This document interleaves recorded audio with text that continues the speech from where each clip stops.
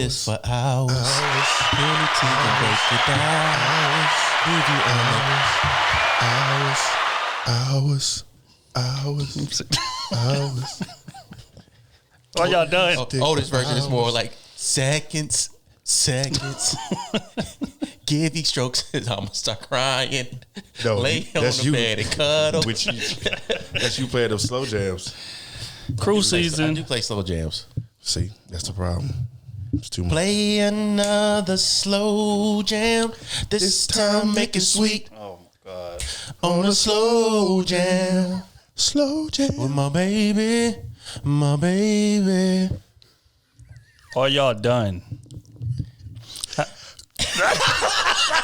I light 1,000 candles all around. Show me to the subway, I'll go down. Nothing can be sweeter than the sound of making love. I'm sick of these niggas. I'll touch all the places you will not. I love you from the bottom to the top. All right. Crew Season Podcast. We are back again. This is episode 79. 79. Kenny T is in the building. I'm here. It's 2022. I'm gonna start something new. I might talk a little bit more in the open ceremonies. That's what we need to see. And start listening. Good. I'm saying start listening. OT and is I'm not done yet. OT is in the building. Feliz Año Nuevo. She's going to 2022 as Hispanic? Spanish Poppy. Just watch. I'm getting better and better every day. Be careful. When I start speaking in Spanish on here, just watch. Yeah, because you only date Spanish girls. You don't like black women. That's what you told me. Wow. Everybody, though, that's a lie. Oh, is it? Did I say that on everybody? That's a lie. Is this being recorded? That's Damn, my bad. Shout out to Smooth, man. Smooth could not be with us today. He had the BGs. Fuck it, I said it. His Wakanda blood ain't working, yeah, right? he said he had Wakandan blood. Shit. Yeah, he had to go to the hospital today, man. He wasn't feeling too good. But yeah, prayers to bro. We spoke to him. Everything is cool. He's stable. He don't have COVID. So that's a good thing. So now he just resting up. Yeah, that he know of. So we gonna see going forward. But yeah, so we gonna rock today, man. I'm D Trill AC. This is another episode, Crew Season Podcast. First and foremost, Happy New Year.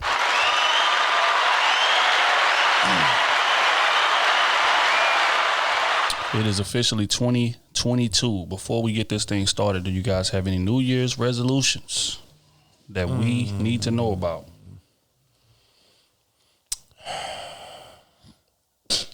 Yeah.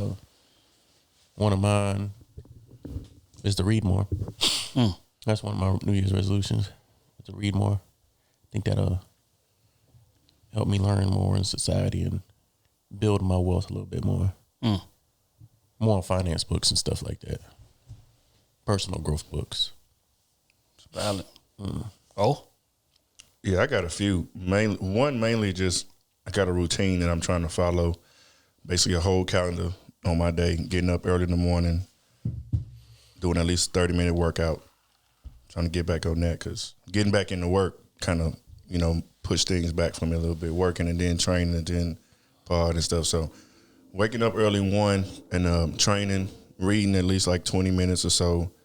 That's the minimum starting out, and then gradually going. But I want to get to like 30 plus pages easy a day. Valid. Yeah. My Cat in the Hat book's only 30 pages. 12 pages. Mostly pictures. But yeah, that investing more into my portfolios like crypto and stocks and all that. I got quite a few that I'm got an eye on and stuff. So drop some more money in that. Just looking for some more like videos, just content to watch as far as pod, as far as investing, and just everything is just more so focusing on that. You know what I'm saying? And getting back to where I was last summer with working out and stuff too. So I done gained about 10. So probably 15, honestly, but I still look good. You're being generous. No, I'm not. I'm 240 now. I was 225 last summer. You're 240, but you look 340. That's that girth. Never mind. No, we're not. Stomach got big, everything else grew too. Oh my God. Nigga went from 2 inches to 2.5. From the floor. When you lay it on your stomach. Nah, y'all is stupid. New Year's Bare chest on resolution, the nah, that's a wild position to be landing into. It's just have some room. That's a wild position to be landing in. You still got room. New Year's resolution. First and foremost, is to be a better me. You know what I'm saying? Just a better father, better husband, a better friend. Reach out more. Speak to my loved ones more than I have. I know. You could definitely work on that. Yeah, I know a lot of times I get lost in the grind. Yeah, you'll never call me. Look, man, I apologize. Man. Used to come. I told you we're gonna talk about that off camera. Don't bring that off camera. Yeah. But yeah, another thing, 100,000 subscribers on YouTube. That is a goal of mine this year. I plan on being way more active in that YouTube space because I feel like we kind of been half-assing it a bit. We've been putting YouTube on the back burner for other things, and I feel like that needs to change. Very true. Couple other products and items that we plan on rolling out this year that we think that y'all gonna enjoy. What else? It was something else. I can't remember what it was. You should have wrote it down. Yeah, I know. I'm getting old. I can't remember things the way I used to. But overall, just bettering myself, man. Being better than I was last year and just advancing and again being a strength. Oh, that was another thing. Our next live show, taking care of at least 2 live shows this year. That's another New Year's resolution. Oh, we can't about 5. Well, I mean, we got to get one first. But what I'm saying is that I plan on getting at least 2 this year. I'm already scouting as far as spots and places, and I plan on rolling out. I think it's very, very feasible. I know our listeners always ask us, like, when y'all coming to such and such? When y'all coming to such and such? So it's gonna be dope to go about a live show and it be our fan base. And, we can kick it with them before. Do our show, kick it with them afterwards, take pictures, chop it up, laugh, joke, all of that, just to actually get a feel, for our listeners and get their opinions on what we can improve, what they love about it, all that type of stuff. I like that interaction. So I plan on doing that this year. So those is about it. I know it's something I forget, but if I do, I'm just going to yell it out randomly. Yeah, something like that. Yeah, something financially feasible to do. Show financially feasible, don't cost that much. Mm-hmm. Probably should do Dubai first.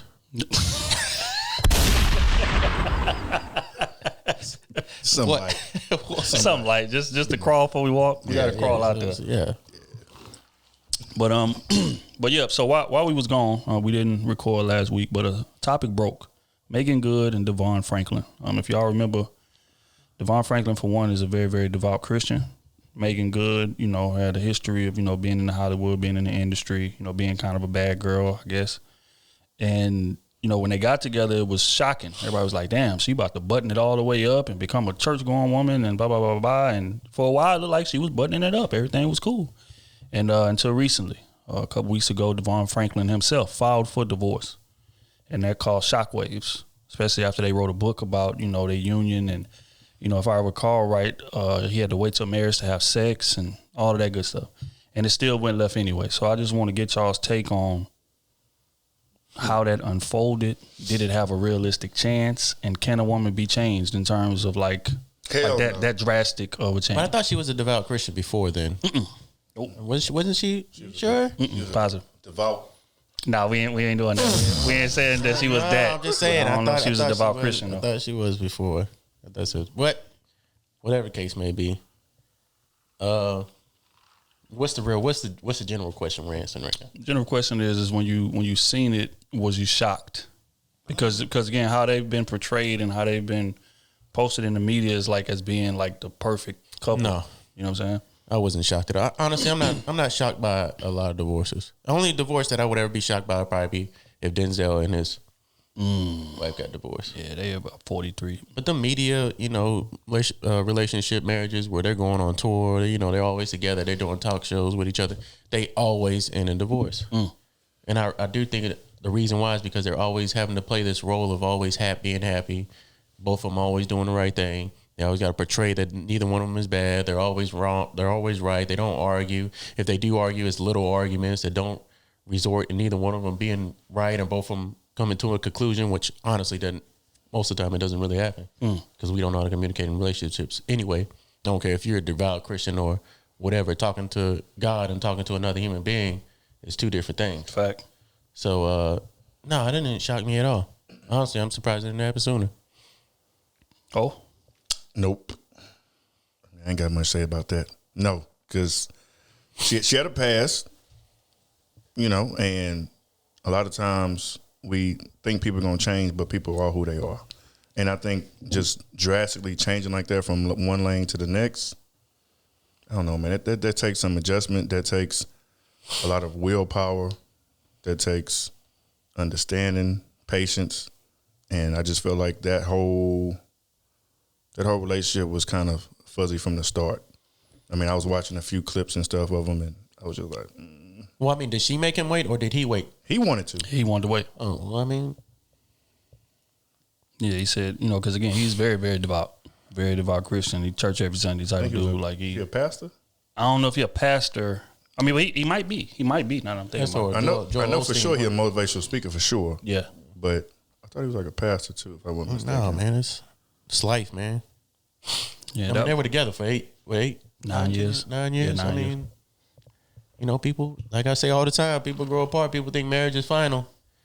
And a lot of people say, when I get married, I'm never getting a divorce. You want to kill me? Okay. 2 years later. Okay. Shit happens, man. People, you grow apart. Sometimes you think you invested enough into somebody and you really didn't. Or y'all invested a lot into each other at the beginning and then later on that honeymoon phase goes away and it's like, shit, we have nothing in common. Right. Y'all were so deep into each other that y'all just didn't go through the bad part of it and really go through the fight of it. And then, when shit hits the fan, like, man, I ain't about to put up with this. Let's just go separate ways. Right. Here's the thing. Do you think somebody's capable of making that drastic of a change as far as lifestyle-wise and it being successful? Because that was my first thought. When I first seen it, I was like, damn, like he's very into the church and she's not. She's an industry chick, you know what I'm saying? So it's like, that's going to be a bit of a stretch. Now you can, portray it for a certain amount of time because in that honeymoon stage that you're speaking of, you're gonna put on your best image or you're going to put on your best self or what you feel like that person values most. But can you sustain that? So what about Sierra? What about her?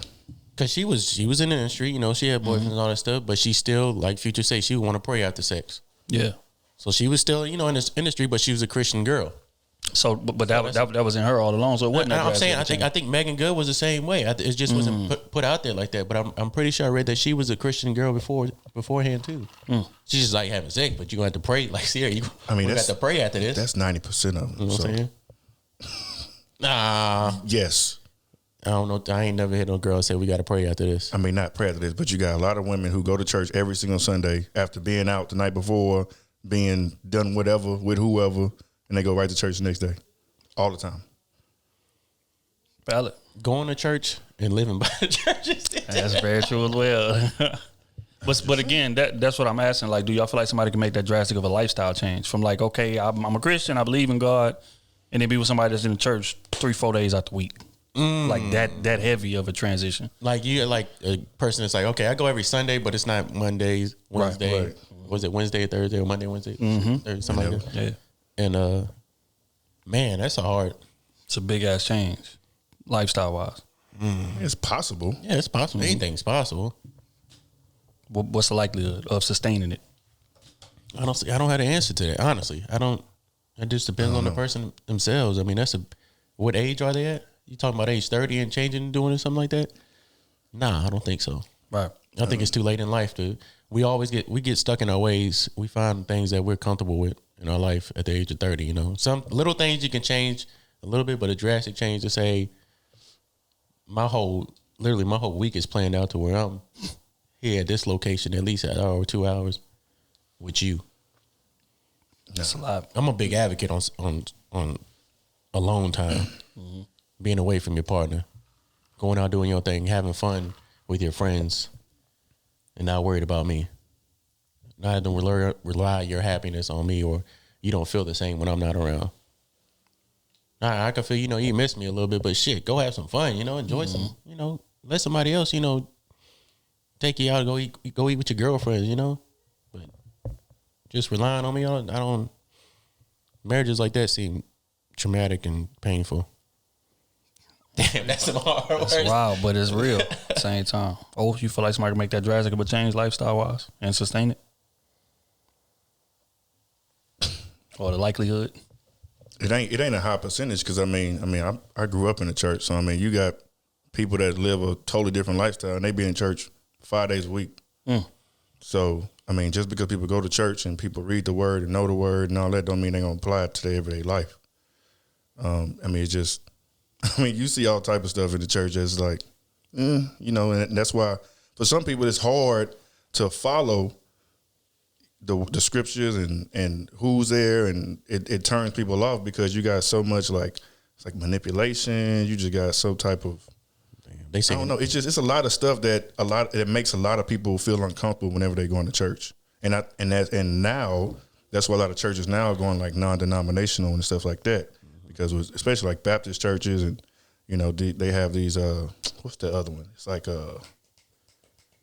I can't think of the name of it. Damn, it won't come to the top of my head. But anyway, the ones that are Pentecostal, like they gotta wear skirts. You know what I'm saying? So you got some religions where they have these strict rules and things like that. When a lot of people, they want to rebel. They want to be free. And they, in the church all the time, they talking about the spiritual world and they talk about the real world and things like that, that battle that a lot of people go through. And honestly, a lot of people feel comfortable being in the real world. They don't want to necessarily be so much having to be good and having to be buttoned up all the time and, doing the right things every single time. People like to rebel. People like to go against the grain. People like to do what they want to do. And a lot of times you may feel pressure, especially when you're younger growing up. You just feel like you can't even cuss, can't listen to cuss music. Like, you feel so much pressure, in that type of environment sometimes, where when you get older, you just, I don't care. I'm do what I want to do. I'm still I ain't got to pay no tithes. I'm going to do what makes me happy. And I haven't had anything bad happen or whatever, so I'm going to keep doing me. Like, what I need to be going to church for and changing, and when, you know what I'm saying? So, yeah, no, I agree. I think that's one of the big hiccups, especially for me, which is why I'm gonna ask y'all a question in a minute. But I think that got to be in you. You know what I'm saying? Like, it's certain people that like truly believe in the word of the Bible, and like they literally live every day of their life by it to like a strict fashion. If you run into somebody like that and you wavering or you don't really buy into it like that, I don't see that relationship lasting. I don't. Because y'all are going to clash on a lot of things, and you're going to feel like this person's trying to control me. And they may not even be trying to control you per se, but just subconsciously they're going to be, they're going to have certain expectations because you're with them or whatever, and that's going to cause a divide within a relationship. So I feel like in situations like that, like, you need to get with somebody that has a similar mindset in terms of their investment in religion in general. We ain't just going to use the Bible, but just religion in general. And then it can work. But the question I got for y'all is, could y'all date somebody? Like, who y'all are actively right now, could y'all date somebody who was super heavy in the church? Like, super, super heavy. When you say super heavy, you mean going like Sunday and then Bible study on Thursday? Bible study on Thursday, youth choir rehearsal, junior deacon meeting. I got usher. They not cussing, not doing none of that. Just, no, like really into it. Hell no, because I wouldn't make them comfortable. Because I got a sailor's mouth, and I try not to, but I still say curse words here and there. I like doing things that are against the quote unquote the Bible. Like, shoot, especially when it goes to dating. I'm trying to fuck. What? I am not waiting till marriage to get that ass. This is a fact. It's wrong, it's wild, it's crazy, but it's honest to God truth. I gotta know that we compatible in the bed too, that we chemistry whenever we doing the thing, that we have chemistry when we have sex, just not no regular fucking. Right. You know what I'm saying? Like, I enjoy it. We touching everybody's spot. So you know how to fuck me. I don't mean to cuss like this. So you said people that go to church don't know how to do nothing? I know a couple of church girls that know. No, we not. We're not doing that. We're not doing that. I told you I could get a little crazy. I'm not doing that. Wow. What I'm saying is, if we're talking about heavy, like B say, saying we can't have sex before marriage, we got to do this, we got to do that. 5 days out the week, I'm going at church. so and so when I come back. And a lot of people that are like that are really strict on their kids. Definitely. If I had a kid, I'm not the type of person that's gonna be that strict on my kids. Kids have the right to be free, grow up the way they want to grow up. There's certain things that they like. Oh, hey, you got 16,000 chores. You got to do this. You got homework. You got to do this. You got to play the piano. You got to do your homework. You got to study another language. You got to do a lot of kids that grow up in that type of people that I know that grew up in that type of church environment had to learn all that type of stuff. They had like no life, literally. But I mean, I could be wrong. I'm just saying the people that I know that were like that, and the women I knew that were like that, say they went the total opposite direction. As soon as they left the crib. And a damn sure almost got to go in that direction. Or even when they were in the crib, they would sneak out or do everything. Just, again, like I said, rebel, because there's so much pressure. It's almost like you have to be perfect. Yeah, right. Doing the right thing. Yeah. Doing the right thing. I don't want to piss off my parents, and I damn sure don't want to piss off God. And that's a lot of pressure. It's already hard lying to your parents. Got a lot to the Lord, too. Yeah, got a lot to the Lord, too. I'm sorry, Lord. And imagine if you wake up in the middle of the night and your mom in there saying, Jesus. No. Mama, you was praying kind of loud last night. Lord.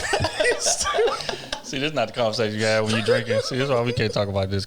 Next subject. We gonna get into some ignorance. We're gonna get into some It ain't your hands that's clapping. Dog, y'all going to hell on scholarship, dog. I swear. Full ride. All right, man. Moving right along. Oh my God. We was watching football today, and some wild stuff came across the screen during one of the highlights. Antonio Brown literally took his jersey off in the middle of a game. I think it was third quarter. They was losing. Took his jersey off in the middle of the game, ran in the end zone, started taunting the audience, walked out, and dipped in the middle of a game. Sources say that Bruce Arians, who's the head coach, says Antonio Brown is no longer a member of the Tampa Bay Buccaneers. One, I want to get y'all thoughts on the incident. Two, I want to get the likelihood of him returning to the NFL. Shit. I knew it would happen. Something like this. It's AB. He got a history of this. They took a chance, and this what happened. I mean, he lied about the COVID card, vaccination card, and they still brought him back. And after he already said one time and he done, then now he just make a fool out of you in public at a game. Like, it's one thing to quit after a game or retire because, well, I lied, because it had a dude that retired halftime a few years ago. Yeah, I remember. Cornerback. He was getting smoked. Yeah, what was his name? He played for the Colts. Yeah. Damn, I can't remember his name. But yeah, I mean, I don't know, man. I feel like they knew what was up. It's AB. He's been causing them hell. Everybody in the league for a minute now. I mean, people are who they are, and you gamble by taking a chance on it. You know, he got like a super minimum salary. It was almost like a prove yourself type of salary. Right. So, what was the second question? What was the second part? Do you feel like he has a chance to return to the league? And, man, I would say no, but knowing the NFL, he just might. Somebody might pick him up. I thought he was done after the last little incident. Mm-hmm. Calling lady out her name, and was that his baby mama or something like that? Yeah, his baby moms. Like, I thought he was done then. But of course, you know, you got Tom Brady come to your house. He lived with Tom Brady for a little bit too, something like that. Just to get his mind right. So, yeah, man. I mean, some people you can't help, man. You can only help out so long. After that, he needs some help. I can tell you that. He for sure needs some help. It's like I want to feel sorry for him. I mean, I know he had a few concussions, but he a character. He a character, man. I don't know. He don't need to be playing in the NFL. He needs to be seeking some help. First things first.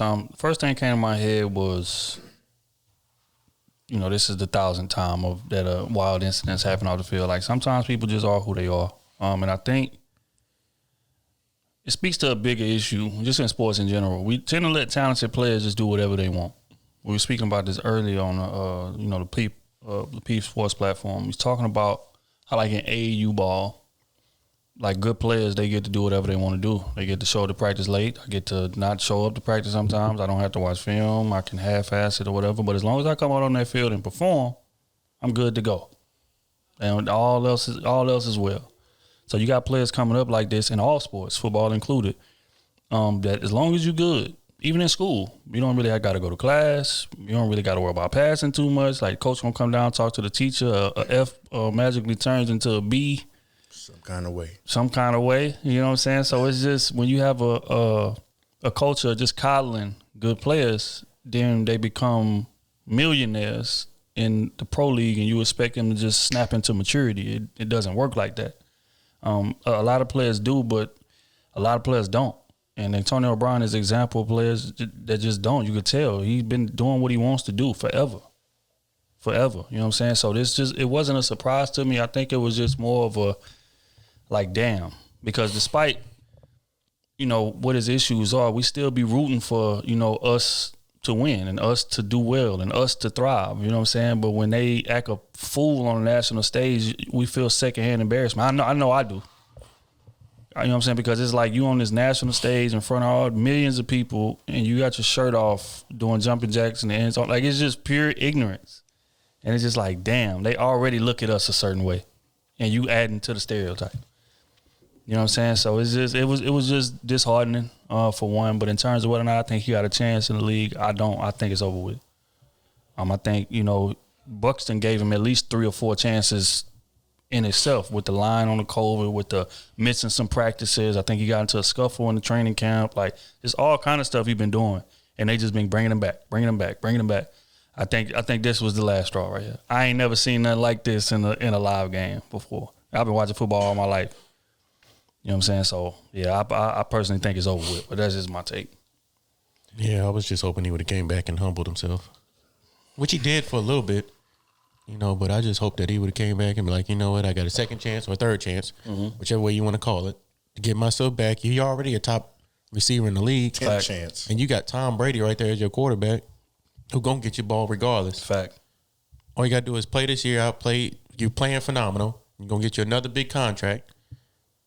And just, play your years out and then retire. Go into the Hall of Fame. Fix your credit. Fix your lineup. But no, you go out here and you do something like this. There's only 2 games left in the season. Yep. Y'all going into the playoffs. A Super Bowl type team. Fresh off a chip, yeah. Come on, man. You don't do nothing like that. I don't care how bad the game is. You have your frustrations. Sit your ass on the bench, and talk it out later on in the locker room. But don't put the team on Front Street like that. And that like, oh, I am the team. I could do whatever I want. Right. Forget this team.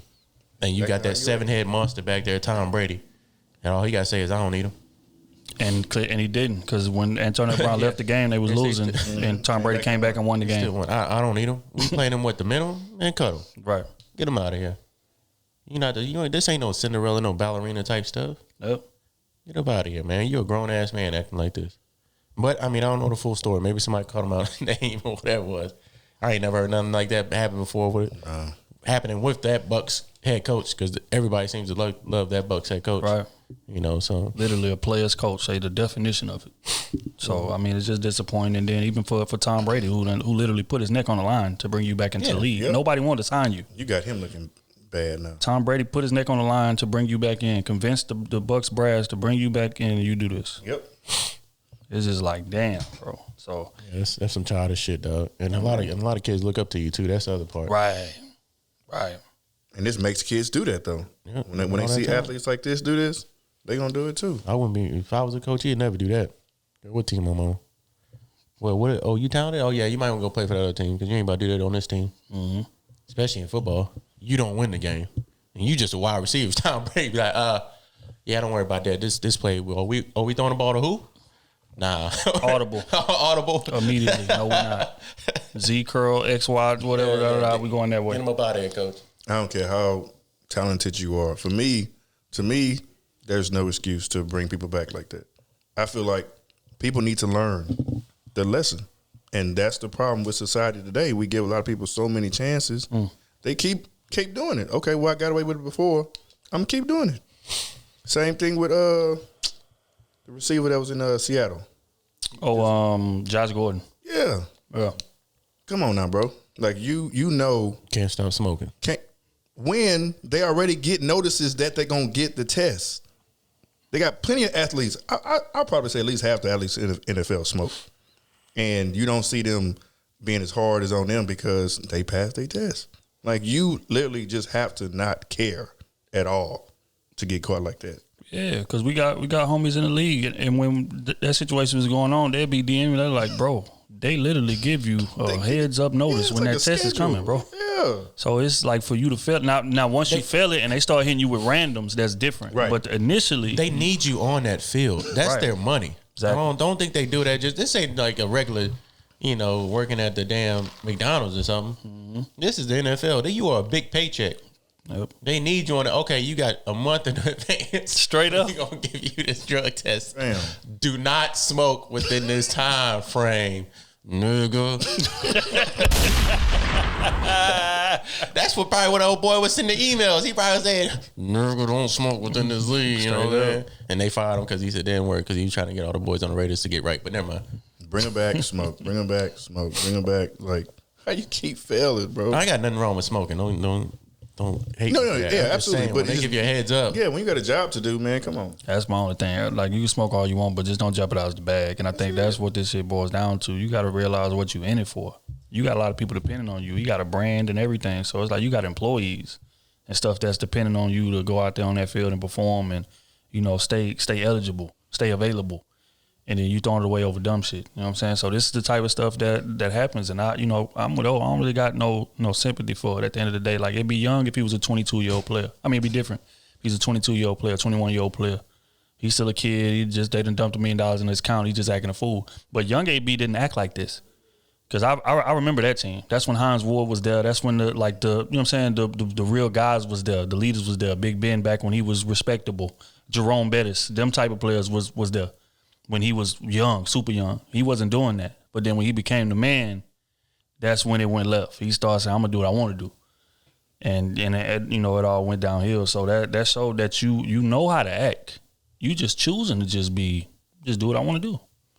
So, yeah, no, I don't have no sympathy for that. Hopefully he get his life together, though, because he definitely needs some type of therapy. For real. And again, we don't never want to come on here and say I want to see another black man do bad or be out here down bad. Never would I say that. But he needs to take some time away from ball and get his mental right. Go see a therapist. Shit, boy. Straight up. Okay, moving along, man. Hey, we got to go right to some more negative news. Ice Cube was recently in the social media world, came under frenzy. Faison Love, who does interviews regularly on Vlad, was commenting on, the Friday series. If you're not familiar with the Friday series, you done been living under a rock for the past 20 plus years. Friday is one of the most epic comedies in, black cinema history, whatever. But back then, that was one of Q's first movies that he made himself, right? So the budget was small.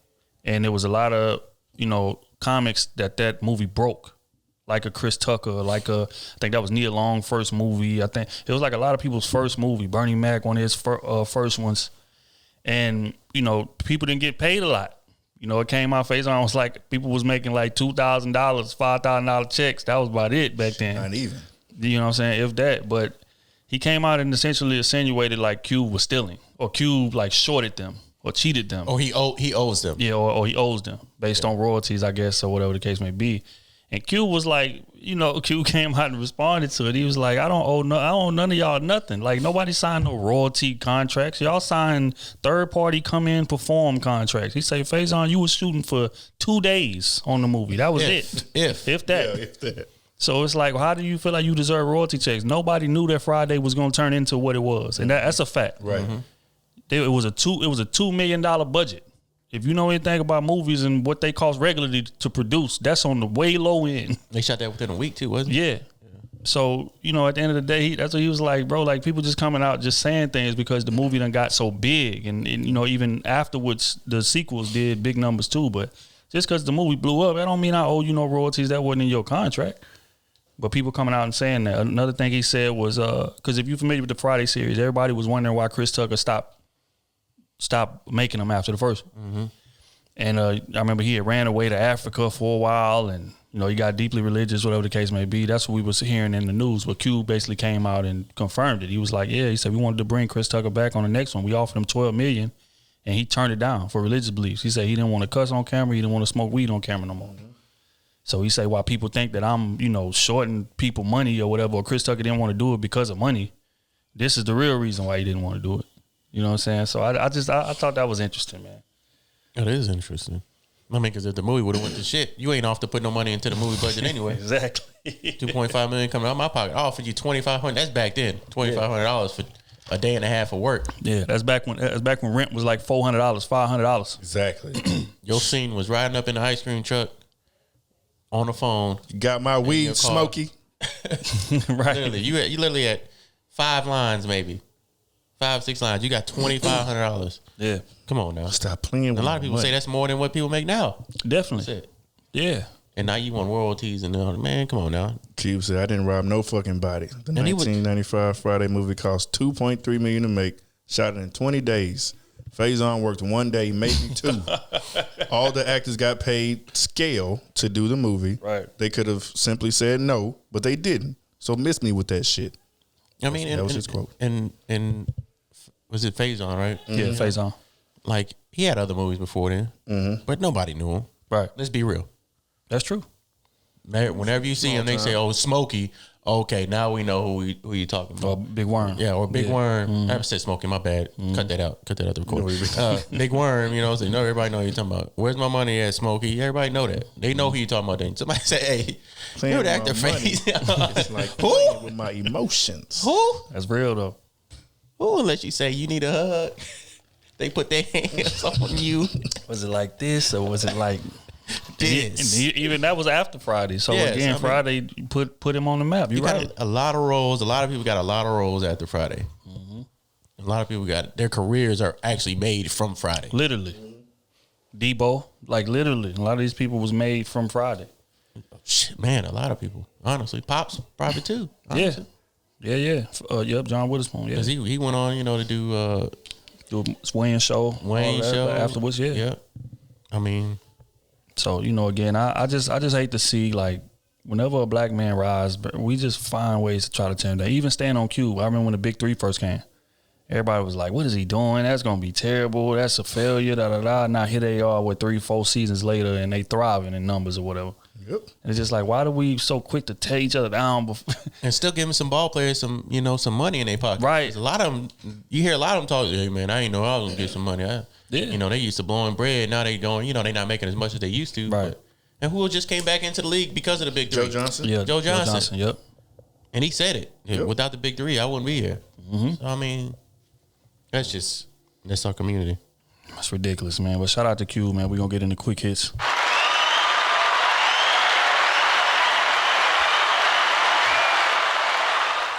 Okay, I was reading a quote. I don't even remember where I seen it at, but I'm gonna read it, and it stood out to me, and I want to get y'all's take on it or the validity of it. Quote reads: Stupid. "A man settles where he finds peace, not beauty, not money, not status, but peace." Do y'all agree? A man settles where he finds peace. As far as relationship or just in general? Yeah. It settles. If you're settling this, man. Not beauty, not money, not status, but peace. I agree 100%. I I agree. Nigga, I can't wake up to a gremlin, dog. I'm sorry. Oh, that's true. But you still gonna settle for the best option. So you got gremlin over here giving you all this peace, Super grim. It ain't gonna be no gremlin now. and you got beauty over here That's a Giving beast. you a headache. giving you a headache. 24/7. Which one are you picking? I'm not picking That nobody. Single.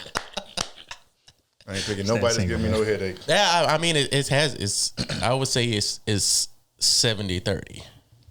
70-30 on what? Beauty compared to peace? 70? No, beauty? I say peace. Oh, okay. 70 beauty 30. Say damn. I say that you gotta have some beauty with you, dog. No, I'm I agree. sorry, man. I agree. It ain't no. I don't care how much peace. You could be the nicest. I met a lot of women, women that are peaceful women.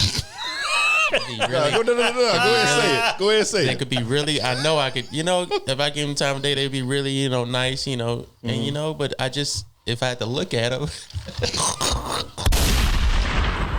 you gotta like what you see. I'm just like, fam, I can't do it. That's spill his drink. It's like birth control when I look at you. Nigga say, please kill. What if I gotta look at? I can't have my kid coming out looking like this. No, that's a fact, Fam. Wow, that's a fact. And I know women probably would say the same. If I don't meet the criteria for some. That's a fact. For some women. So I mean, it's honest. I'm just being honest. Mm-hmm. Especially if I'm want to have kids. I still got to look at my partner and say, hey, when I have kids, I want to have beautiful kids. I don't want to come out looking like your ass. You know what I'm saying? And a lot, I'm telling you, this is saying, if you look at her, you got to look at the mama. What the mama look like down later on down the line. That's what they say. Speaks volumes. That's how they going to look. Yeah. It's the same. You do it. So that's why I say, peace, it's got to have some beauty with it. It's got to, I'm sorry. Maybe she got, give me a little headache. Say you deal with a little headache just to get the beauty? Just get a piece of that beauty. It's not your beauty. It's your booty. All right, I'm going to read it again. Oh, a man settles where he finds peace. Not beauty, not money, not status, but peace. First thought come to your mind when you hear that quote. A man that's trying to get married and settle down, yes.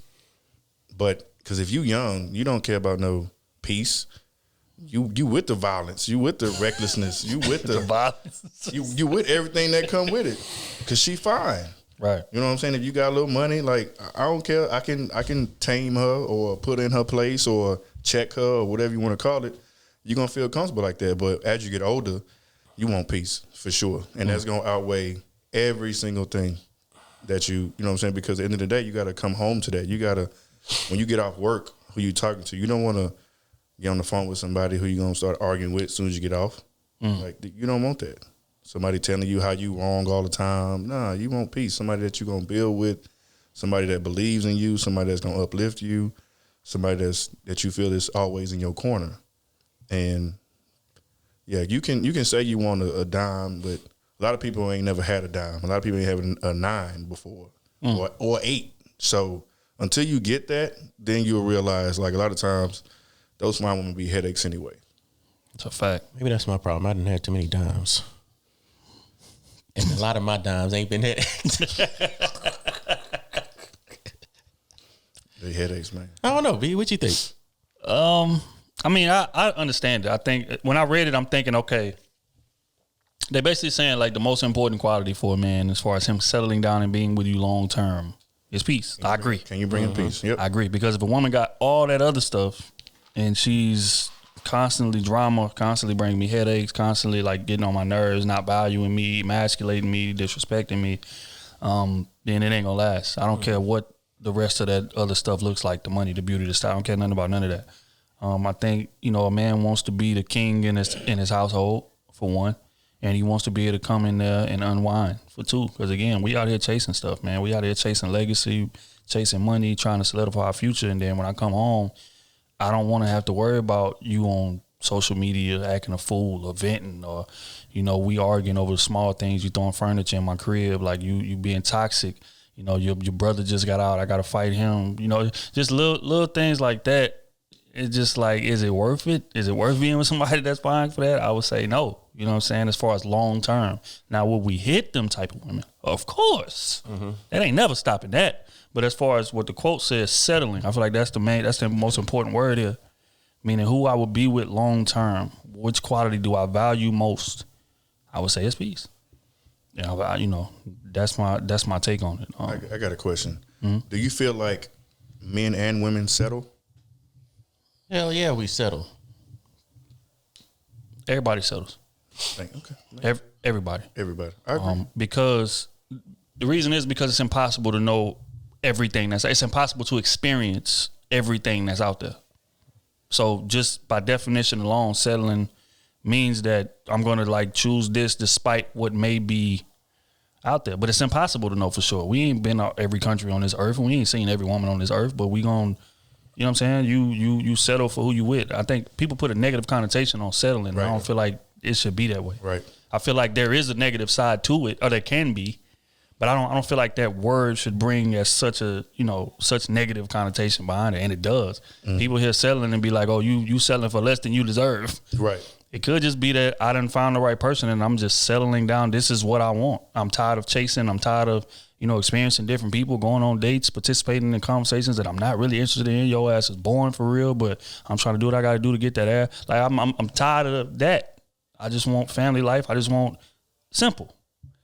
And, that, and that settling, I feel like is good. Because, how long can you be out here chasing these chicks when 90% of them is boring or uninteresting? That's what I would say. I got a lot of gas in my tank.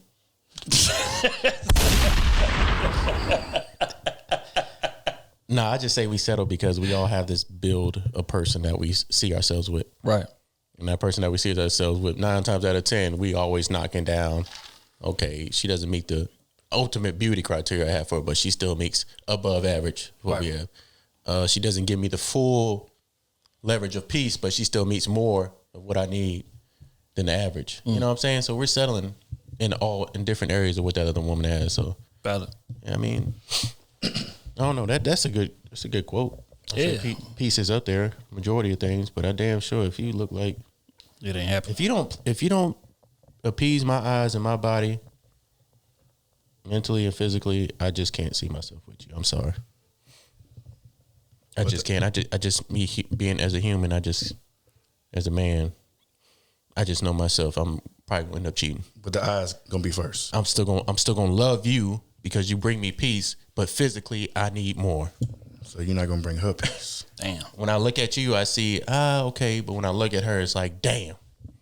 That's a big difference. You look like the homie, but her. Wow. Every time we have sex, you want to bond that. You know what I'm saying? Yeah. Damn, that's true. That's true. But the wild part is that it's sad that you even gotta say it as such a proclamation like that. That should be common sense, especially with men. Like yes, looks come first. That's at the top of the mountain. It comes first. Is that what you telling me? Looks come first. It's at the top of the mountain. That opens up the doors. My weight matters. Yes, it does. My weight should matter to you too. Right. That's real. That's real, and they're gonna say they don't care about that. And that's a lie. I think it's a lie when they say on that. them. You know what I'm saying? And that's what be making me mad, because a lot of them be trying to talk like they just got the moral high ground. That's bullshit. If you run into a dude, like the only time y'all date an ugly dude is if he got money. But if he broke and he ugly, y'all don't give a damn what his personality is. Y'all ain't settling for that. Come on, fam. Stop it, man. Stop it, bro. I'm tired of that shit. Try to act like y'all just got high moral standing around this motherfucker. No, you don't. To let a man be 5'4", exactly. they definitely not entertaining that. Great, a good dude. He got to go to work, take care of his kids. Faithful man. He's considerate. He's romantic. All that shit. I just can't see myself patting him on the head whenever he wake up. I'm saying. And why? How can I get him? Why we both got to use a stool to get the cereal off the top of the refrigerator? I want to be able to walk around with heels on and not have to look down at him. That's their number one rule. That's real. If they wear heels, for most of them, if they wear heels out and they're taller than you, they feel like they can't get you. I mean, I've heard that so many times. My wife said the same thing. She said the same thing. She said straight up, she said that we make them be together, but I don't never want to take pictures with you standing up. Every picture we got to take got to be sitting down. That's real. And a lot of women think like that, bro. But a man would definitely date a taller woman. Of course. I'm not saying, I ain't saying 6'8" and he 5'10". Yeah. But we would be hesitant though. We would be a little hesitant. We'll be a little hesitant. I like them tall sometimes. See, sometimes. But it's the difference between like that's your everyday situation. Hope it's not a branch. But it could have a little meat on them. Fucking snap on. No, when I say branch, I mean the other thing.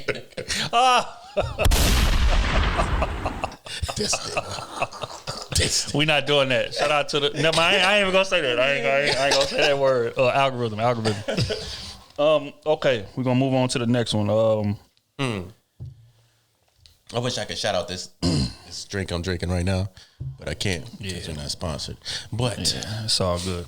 We're going to keep on we're striving. going to come out with for our that. own drink. I'll let y'all know right now next year. Well, this year. It's coming. That's going to be fly as hell, though. I'm going to die doing it, goddamn it. If I got to make it out, goddamn it. That's going to be fly. Okay, second one for quick hits. First and foremost, shout out to Lapeef. I was on their platform and he asked this question. I thought it was dope. I said, damn it, we're going to use it on our pod. Do men ever think about the damage that we cause women? Or are we just out here just moving how we want to move and, you know, a casualty of the game? Do we just write it off as that? Or do we ever like really like internalize the damage that we doing to other women? Like Smooth say, you just collateral damage. I'm sorry. Especially when we're younger, man. Younger me didn't give a fuck at all. And I don't think women gave a fuck either. They could say they did, but they didn't give a fuck. Let's be honest here. You women were out there fucking just as bad as men were fucking.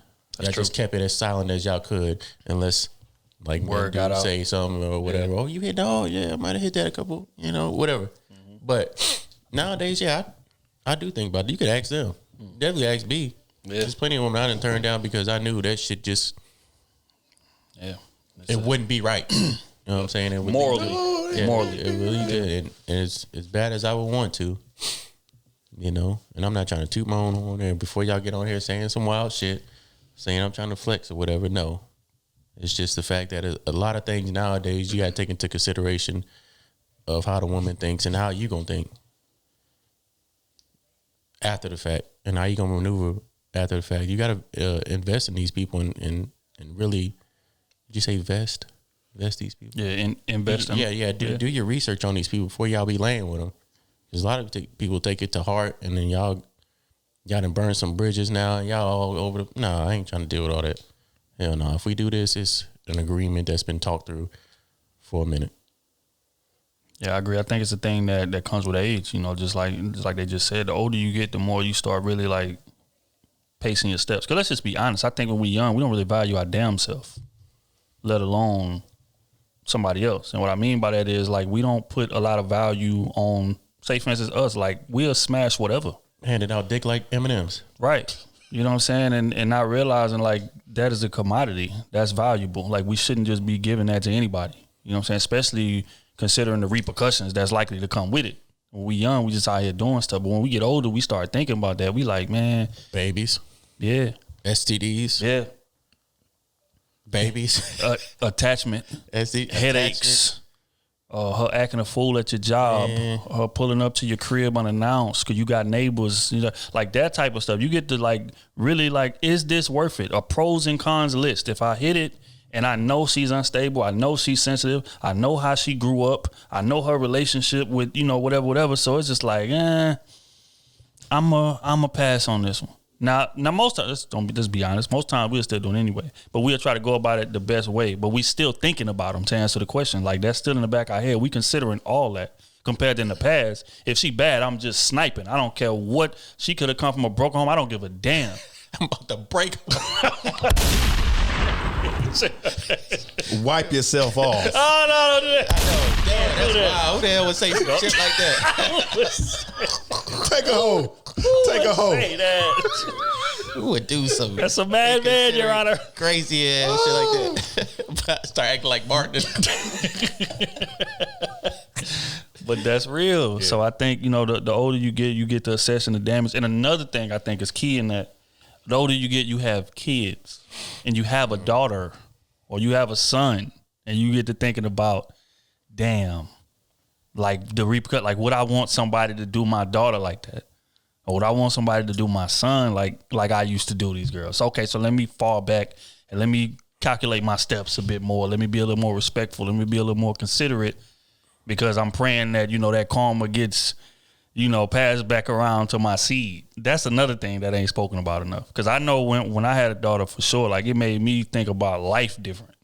In terms of like how I treated her mama, like just different things and my vindictiveness and, you know, the type of relationship that I want to broadcast to her as she's growing up. Mm-hmm. Compared to in the past, I may just make moves based off my ego or based off the fact that I'm mad. So I'm going to do this, or I'm going to do that, you know what I'm saying? But now it's, you know, you got to calculate your steps different when you get older. So I think a lot of men do, man. And a lot of women don't believe that. They probably going to say we lying. saying we don't care, we selfish, we gonna take whatever available to us, and we don't give a damn who we damage in the process. But that's just not true. We think about it. Now we may still do it, but we think about it though. You know what I'm saying? To answer that question. So I think women got to understand too that sex is not an emotional thing for men at all. The only emotion that we have is being horny. Like that's it. I'm trying to beat. I'm trying to get my stuff off, and I'm out of here. right. We're not, again, because like they want the foreplay. They want you to wine and dine them. They want a lot of build up before it comes to that, presentation or whatever it is. Like they want all that stuff, and a lot of times men just want to do what they got to do and leave. And in a lot of cases, especially when you're young, you just doing what you were taught. You just doing what you're trying to be cool. You're trying to add something else under your belt. I'm not saying that's right, but you trying to kind of conquer, all these women for status or just for yourself, like whatever reason. Again, not saying all that's right, but that's our mind frame when we're younger. You know what I'm saying? If you say, you on campus, you done hit 20, 30 women on campus, it's like you feel like you the man. Right. So, and women, they want to be more cautious. They want to make sure they have the right person. They want to make sure they like you. Men don't even have to like you. That's very true. Just bend over.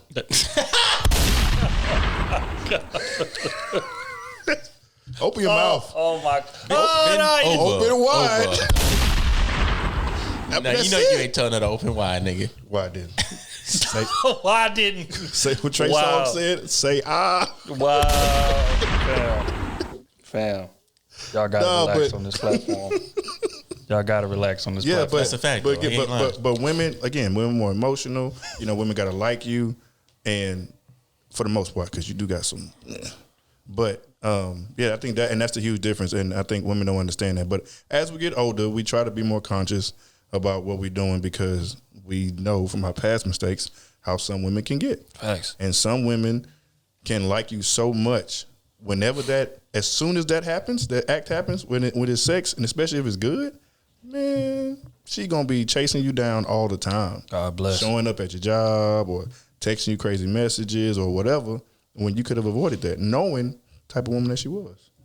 So yeah, we got to get better, and we got to start teaching them a little earlier too, because again, like I said before, growing up, we was always taught, just hit them, just go. When it shouldn't always be like that, especially when we don't know what we're doing. Man, you got to get your game up. So you got to get your sex game up anyway. I ain't. You got to tackle a few. Y'all said you can do it one person. Y'all? Who's y'all? Y'all said that. Who's y'all? On the earlier Stop part. saying y'all. I didn't say that. I don't think I've ever said that. I would never say that. I don't think I've ever said that. Because I know that's just not.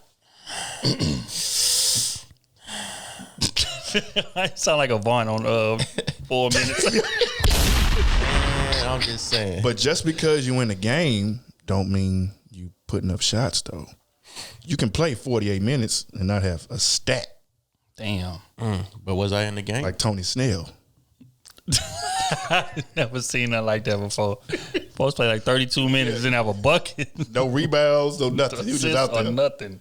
So, and I think we got to, but I also think women need to do a better job of telling men when they're not doing a good job in the bedroom too.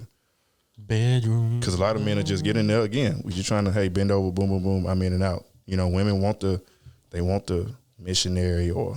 You gotta please them, dog. They gotta, yeah. You know what I'm saying? You gotta sometimes stimulate women them don't. the right way. The only time they open their mouth is when they. Never mind. But see, the wild part about it is the younger us wouldn't care anyway. Oh, we damn sure wouldn't. I think it factors into what we're saying about like as you get older, like you start to care about the effect that you have on women. So yeah, I don't want to have a BDR. I want to make sure that she's satisfied, as well. But when we younger.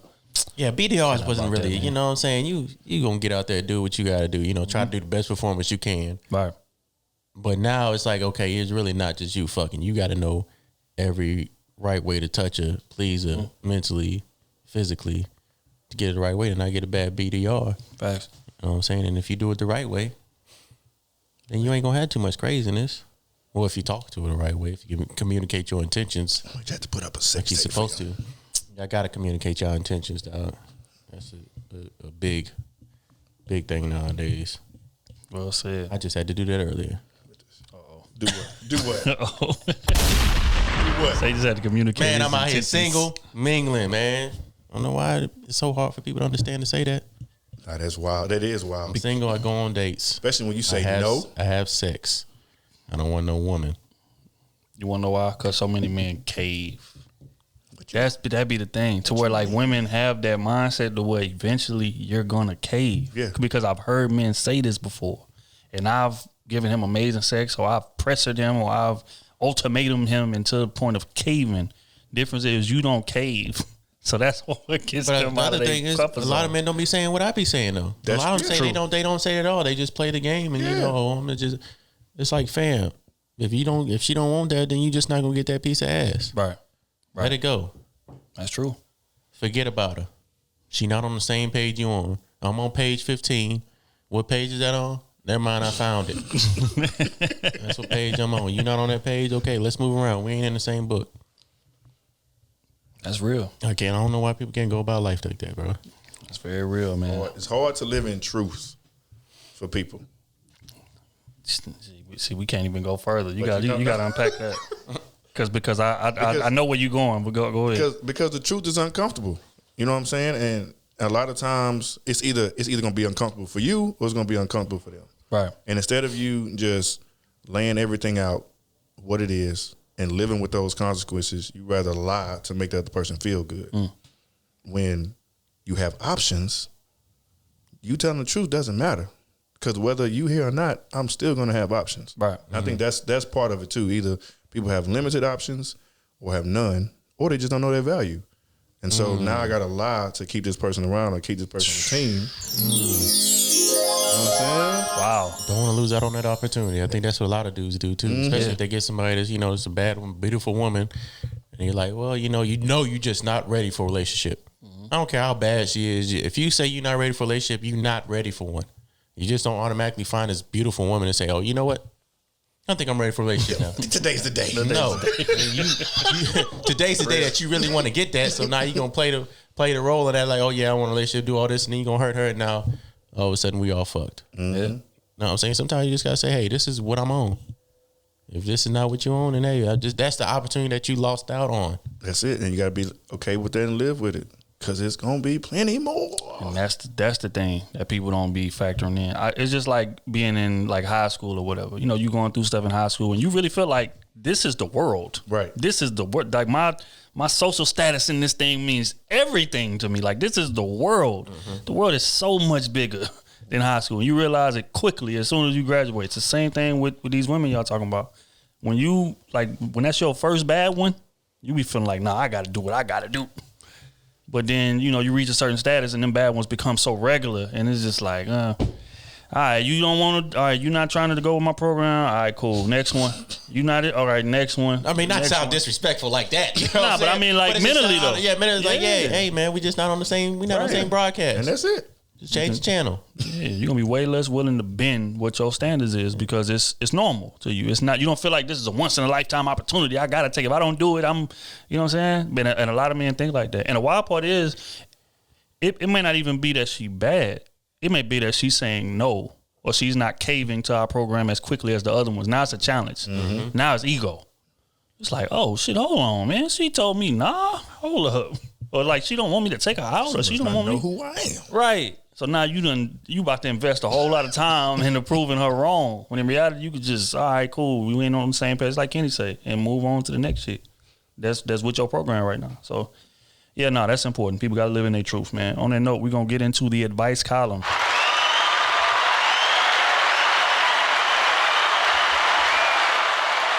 First one is from Adrian Magdaleno, Patreon member. What's up? What's her name again? That's Adrian. Magdaleno. Yeah, I wanted to hear the whole thing. Magdaleno. I ain't never heard. Yeah, Magdaleno. Adrian Magdaleno. That's a cool name. It's dope. What's good, fam? I seen something on my stories right now and was hoping for a quick answer. Person A and person B used to be best friends. They don't talk anymore. Person B has been kicking it with person A's ex of 5 years. Is person B wrong for doing that? I personally feel so, but I wanted to get y'all's take on it. Appreciate the feedback. Much love. Oh, you gotta have to say that one more time. I heard A, B, C, D, E, F, G. HIJ. No, he said person A and person B used to be best friends. They should be best friends. They don't talk anymore. Boom. They are not friends anymore. Okay. Now person B is kicking it with person A's ex-girl of 5 years. They was in a relationship for 5 years. Now he kicking it with her. Oh, okay. Is he wrong for doing so?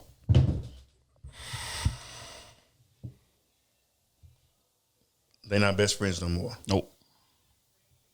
Are they not best friends no more because of that situation? I don't think that had nothing to do with it. I think they just stopped and then boom, now she's shooting at his ex. Where's the loyalty at? It's a great question. Loyalty. I knew that was coming. But technically, if we ain't friends no more, there is no loyalty no more. It's hard to make up a best friend relationship, I would think. So you tell me we was best friends and then all of a sudden now we not friends, we ain't cool no more. You didn't turn to an enemy, honestly. So you can't go from best friends just not be cool. I think it's like we was best friends, now you my enemy. Because you didn't did something foul for us to be broken up from being best friends. But it may not be an enemy. He just say they don't talk anymore. They may have just grown apart. Somebody might have moved away. He said they not friends no more. Even if y'all. He said they don't talk anymore. He said they was best friends, but they don't talk anymore. Oh. So who knows? Somebody might have moved away. We need more information. Because you say don't talk anymore, that mean they not friends anymore, or they just moved away. So you saying they can still be friends but just don't talk? Or well, still be friends, but just not best friends.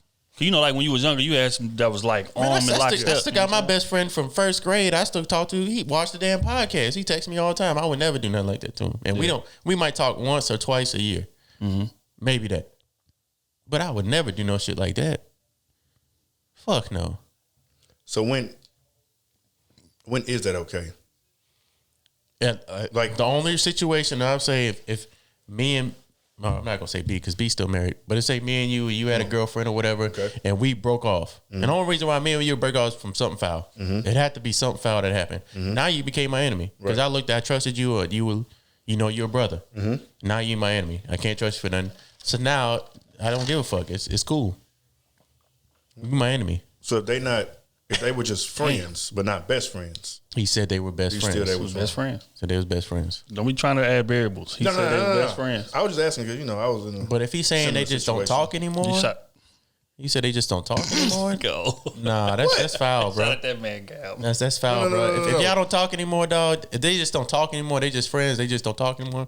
That is foul. That's straight up foul. And she wrong for that too. Yeah, absolutely. Yeah, I agree. Enemy is a strong word. If we enemies, then all that's out the window. Because you done did something that done violated everything that we stood for anyway. But I'm saying like what? But let me a great example for you. Some variables. Okay. One guy that used to be your best friend. Right. Okay. He did something foul, right? Okay. Would you consider him an enemy because he did something foul? No. You wouldn't? No. No. We not enemies. We just not on the same level you used to be. Yeah, you can't stand next to me no more. You know what I'm saying? It's just like in the streets or whatever. You doing some stuff. Your man snitch. It's just like I still got love for you, but I can't have you around me. You can't. We can't chop it up like we used to. Like we not buddy. We not homies like that. Like when I see you, I don't want to put hands on you like an enemy. If I see an enemy, I want to do something to you. I got you. I would want to do well. Because I would want to do something, right? Because that motherfucker. Anyway, we gonna go on next project anyway, right? But yeah, I get it. Yeah. So I mean, it just it just comes down. But just let's put enemy aside. I feel like enemy is strong. Yeah. Because enemy, everything gets cut off. I'm doing what I want to do. Right. Matter of fact, I'm gonna be more prone to do it. Yeah. Yeah. But if we just grew apart, or we fell out for something, and we not best friends no more, I couldn't do that. No, you can't do that. I still couldn't do it. I couldn't do that. I couldn't. Even if it was a friend, it ain't got to be a best friend. Right. If you was my friend, if I didn't invited you to my birthday party or you didn't been a family gathering, you'd have been in my house. I'm not doing that. I'm not doing that. Now, when we say talk to, you say he was in love with her? No, they together sound like. Oh, they was. I mean, what you talking about? The new dude, is he in love with her? The girl, was it? No, that was his homie ex of 5 years. They was in a 5-year relationship. Oh, damn. 5-year relationship. Hell Damn. no. They was fucking while they was talking. Ooh. Damn. Yeah, I had a similar situation happen to me that I found out about. and it wasn't a best friend, but it was somebody I thought I was cool with. And like if I go out of town, I hit him up like, yo, what the spot said, yada yada yada. You know what I'm saying? It was always just cordial. And he come out here, it was cordial, just love. And come to find out, he wanna, you know what I'm saying, dab into something that I had, you know, in the past, knowing the relationship that we had. And you know what I'm saying? I was like, all right, I charge it to the game. It is what it is. Because I'm not with her no more. So and on one instance, I can't be mad because it's been years since I've been with that woman. And me and him, he's not in my circle. So, yeah, you know, it's for the most part, it's fair game. But best friends, I think that's tough. That's yeah, hell best no. friends. You slept on my couch. Yeah. Like we We got some stories, some secrets. Yeah. Now I think he done told her all kind of shit that we was doing behind my back. Now I got to smack you. And the wild part is, if he would do that, he has. I got to smack. I got to backhand you now. Yeah, that's some flagrant shit. But yeah, dope question, man. We're gonna move right along. This next one is from Ben, Patreon member.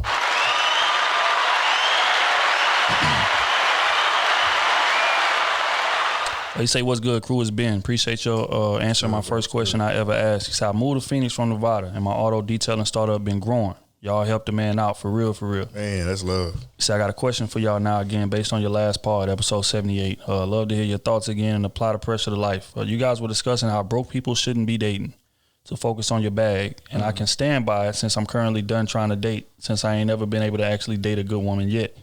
So I'm out here building my bag more. Got my shit and all my payments in line.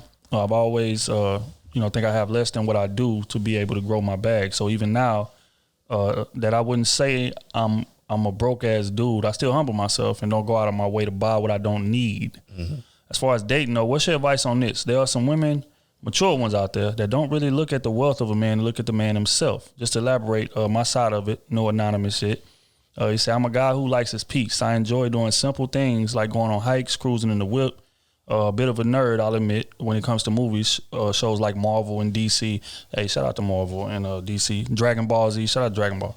I am who I am. So basically, I know my worth, and you guys help me clear up how to spot red flags when it comes to initiating a relationship. So my thing is, when I initially begin to talk to a woman, I've tried it all. I've been upfront. I've slowly let them get to know me. I've even held back all the benefits and stuff I can provide in a relationship. And frankly, ain't no woman ever matched my energy in person or in messages. Am I just looking at the wrong type of woman, or are all women in my range? I'm 24 years old, not in my mentality. So I feel like I got an old school, new age mentality with dating, getting the best from both ends. But again, no woman seems to show interest on me in return or even initiating it. I'm always shooting my shot and not hitting any real prospects. No hate on the women who don't reciprocate, as long as they are being honest and not hiding the fact that they have interest in another guy, which I suspect has been the case in most of my shots. Say, sorry, sent the. So basically, what's your advice for me to do as far as finding the person to match my energy as a man? Do I need to do something different? I'm staying consistent to who I am, only improving. Or do I need to change my game plan and try new things as far as talking to women I'm trying to make known I'm interested in her like that? Krew Season, I appreciate your time and willingness to keep coming back to speak up and share your position on things. Continue to thrive and prosper. All for you. Salute. So, say, what's our advice for him to do as far as like finding a person that can match his energy? Does he need to change anything? Damn right, he can change something. You shooting at the wrong one. What's the common denominator of all the women that you didn't shot at that did match your energy? You can find a common theme in them that didn't match what you were shooting for. Valid. And what it sounds like to me, they was out of your league, be honest with you. So maybe aim a little lower, or shoot from somebody that maybe goes somewhere where somebody's maybe more of a nerdy girl. Maybe more of a girl that likes to hike. Shoot for someone that's into your type of interest. You know, that still has a little bit of looks, but still has to shoot for more of your interest, not of looks wise. Right. If I should say. That's what I would do. And also I would start a YouTube page for your detailing thing in Arizona. It's a big thing going on out there. Just a little side game. But yeah, shoot for something that's, meets your interests, not just your looks.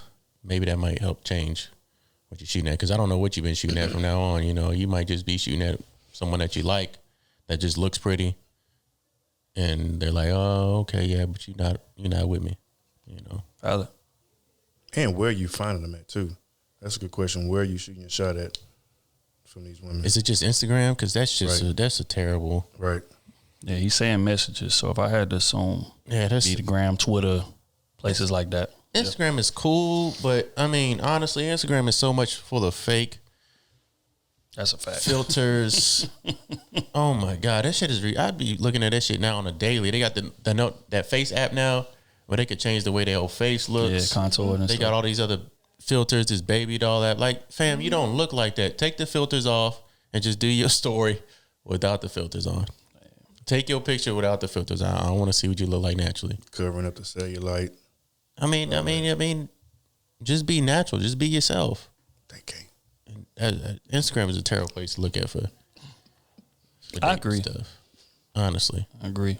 Oh, what do you think you should do, bro? You think you should change something? I think you should let them come to you. If you on your stuff like you say you are, I think the right woman, or women, I mean, I don't know how you living, but you like me. But anyway, now I'm playing. The right woman will come to you, I feel. And instead of you shooting your shot all the time, worrying about if this woman likes you, that woman like you, trying to impress this person, trying to win them over. Nah, in my experience, the women that come to you, they clearly have an interest in you some kind of way. Most of the time, they done studied you a little bit, been following you, or been watching your moves and things like that, and they'll shoot their shot. So, in my opinion, that's what I would say. Just sit back and let it come to you. You know what I'm saying? It's like basketball. You know what I'm saying? Like or any sport that you play. Like when you get good at it, the game comes to you. You know what I'm saying? You don't have to go put up 30 shots a game all the time to score X amount of points. Like it'll just naturally come to you. All right. Shoot your shots when you're comfortable in your right spots. If I could apply that to life, like when you're in the right spot, that's when you shoot your shot. You know what I'm saying? And a lot of times we tend to do too much to get a woman because we'll be by ourselves or we're young and we trying to build, trying to establish our legacy, and we put a lot of focus into women. But you seem like you have everything going for yourself. So I would just say kind of just fall back and let them come to you. Let them apply some pressure, and then you start reciprocating the energy. But you going out head first, trying to do this for this woman, that woman, you wasting your time, you wasting your money, and I promise you'll have more value if you let them come to you. Yeah, I agree with both of the guys. I would say, like sometimes you need to focus on building your social situation. I know we tell men to get to the bag a lot often, and that's very true. I think that should be the first thing that's established. But don't focus so much on it that you forget to work on the social aspects of yourself, right? And what I mean by that is good. That is actually really good. You know what I'm saying? You should be focusing on like, how can I improve my dressing? What type of haircut looks best on me? Like you should be like trying to talk to as many women as possible so you can get comfortable doing it. Mm-hmm. Like women can sense insecurity and lack of confidence from a mile away. You can have everything going for yourself, but if the image you present to them says that this person lacks confidence or they insecure, they don't even care to hear the rest of all the great shit that you got going behind it, right? And just you being a nerd itself means nothing because most of these women are nerds for real anyway. If we're gonna be honest, they love anime, they love Marvel and all of that, the same way you do. But you need to work on your social, I don't want to say persona because that sounds like you putting on, but yeah, just again, just focus some of that energy the same way that you study and the same way that you focus all the energy to get in your bag. You need to focus on your presentation. Presentation is very important because all you got to do essentially is get that right, dress good, smell good, be, fresh cuts, whatever the case may be. And when you in these settings, them women to give you the time of day way more, quick than it would if you just showing up just regular. You could be a dope person, but if your presentation ain't worth nothing, they gonna be like, oh. Yeah, you gotta know how to be comfortable in your environment. Right. Any environment you're in, especially around women. If they see that you're comfortable and confident in an environment, shit, you already gonna stand out. Yeah. And that's the thing with women. Like you got to show them the cool first, and then that'll open them up to the nerdy side. That's a big fact. That's real. You know what I'm saying? So that's what I would say. Just work on yourself socially. Another thing, again, is adjusting your scope. I'm real big on that as well because what Kenny's saying is real. So a lot of dudes be shooting at women that you may think is high value or high whatever, but she's not for real. Just because she looks good doesn't mean that she's that way. But if you like real hell bent on looks, then you got to be patient.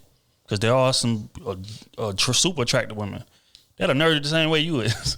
But you just got to be patient and you got to find those. You know what I'm saying? But if not, then you got to like adjust your scope, man. Find out what these chicks is interested in and you know, tap into that. And also look in the mirror and then look at them. Then look in the mirror one more time. And then look at them. And you might be like, you know what? Nah. And more importantly, look at their situation and look at your situation. Because a lot of them pretty women come from broken ass homes and toxic ass. I got 2-3 kids, or I got a crazy ass baby daddy, or I don't have a place to stay that's my own. So again, that's what I mean by the grass may not be as green as it looks on the outside. Like really investigate that shit, and you'll realize with a lot of these women, you dodging a bullet more so than missing out on something. That's why you only play on turf. And dome, in the dome. That's real though. Unexpected weather conditions come up. Hell yeah. And also pay attention to a personality too, man. I think that's huge. Dating a woman that has a personality makes shit so much more fun, man. Mm-hmm. Like she can be fun with you, she can be goofy, she can make you laugh at random times, crack jokes on you or whatever it is. Like that's what I like. If I can't engage with you like that, how I do with my boys and my family, we not gonna work. Plain and simple. I think what B said was really big, honestly. Mm-hmm. Being socially compatible, not socially awkward. Mm-hmm. You know what I'm saying? Start doing some speed dating or something. Yeah. Just get some practice, honestly. Right. You'll probably find a great woman just outside and about hanging out at bars or whatever it is than on Instagram. Yeah, I'm trying to find a word for that. What is it? Socially intelligent? Is that what that is? I don't know, but I met a lot of great people just going to the bar and just chilling, rather than sitting on Instagram and finding somebody that I've seen in pictures look good, but you can put all kind of filters and all kind of shit and put this whole persona on of what you do. In reality, whenever I meet you, you a garbage can. It's terrible.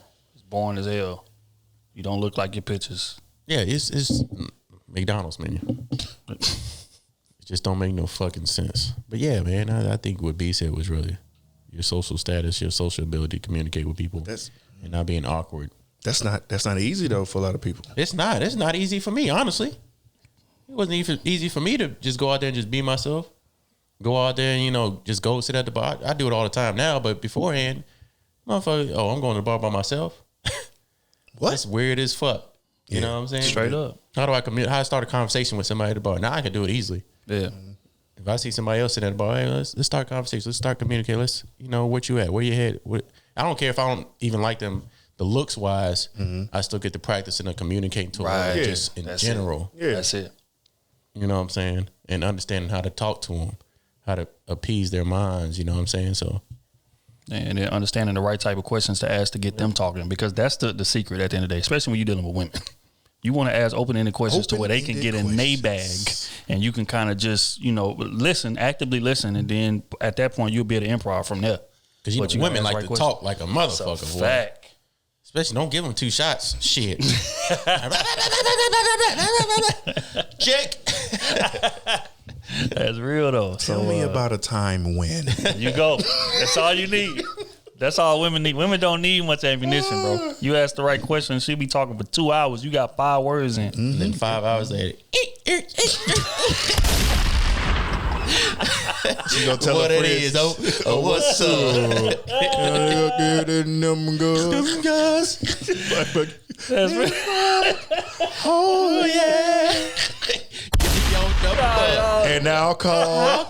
And I'll follow that ass in the mall. Take you home where you can jiggle my balls. My balls. That shit was played on the radio, dog. That's crazy. You know when that don't come on. That is hilarious, fam. All right, but yeah, man. So again, just you know, just work on those things, bro, and you're gonna be all right, man. We're gonna move right along. This next one is from Wando, Patreon member. Wando. Yeah, Wando. I got some pretty cool names, honestly. Wando. I've never heard of Wando before. Yeah, he said, "What's going on, Krew Season? My name is Wando, and I have a question, and I'm hoping y'all can maybe give me some advice on. First off, though, I just want to tell y'all, keep doing what y'all doing. I've been listening to y'all for 2 years now, and what y'all speak on is gold every time, in all caps. Appreciate it, bro. Man, appreciate that, Wando. Appreciate you. Here's my situation. I've been talking to this woman for about 4 months now. 2 months in, we started dating and taking things serious. I know it's early to be trying to drop all my courses at Sleeves University for just this one woman in such a short time, but I have. Here's where it gets kind of real. She has an older sister with a quote-unquote ain't shit baby father. Only perspective I've been given of him, and is best friends with her ex. The other day we ran into him at the mall with both of her nieces and spoke and showed my respect because of who he is to her sister. To put it into perspective of why I'm bothered by the situation, I'm 25, my girl is 27, and both her ex and his friend are in their mid-30s. When we was walking away from the quote-unquote ain't shit baby father, he made a slick comment about me, which I didn't hear, and she wouldn't tell me what it was. Oh, yeah. One thing about me in the close circle I have is respect is number one in all caps. How he ain't here, but no a slick comment was made? No, I guess he might have heard the mumble, and then he might have asked her, what'd he say? Oh, nothing. He didn't say nothing. Don't worry about it. Come on, let's just get in the car. Man. Shout out to Desi Banks. You say, one, disrespect is not tolerated. Again, I don't have no real issues with this man, nor do I care to provoke any unless I'm forced to, quote unquote, stand on business. For the sake of keeping my peace with this woman and knowing that I'm bound to run into, quote unquote, ain't shit baby father and his best friend, the ex. How do I go about standing my ground on not being disrespected just because I'm a, quote unquote, young nigga in their eyes? Again, man, I do not play those type of games, no matter the person or age. I just don't want to take it there in this situation for the sake of my lady and out of respect to her nieces and sister. Help your boy out, please, because I lose sleep over disrespect. Much love to y'all, man. Wando. P.S. I did my due diligence on both of these guys' history. They were running mates in the streets, but their names don't ring bells from where I'm from or for anybody I know where they are from. Again, I ain't provoking nothing with either one because it's just not how I choose to get on, even though I can. I need some real OG advice on this one. If you ain't here, it ain't happen. If I'm be honest with you. If I ain't here, you ain't say it to me. That's some pussy shit anyway.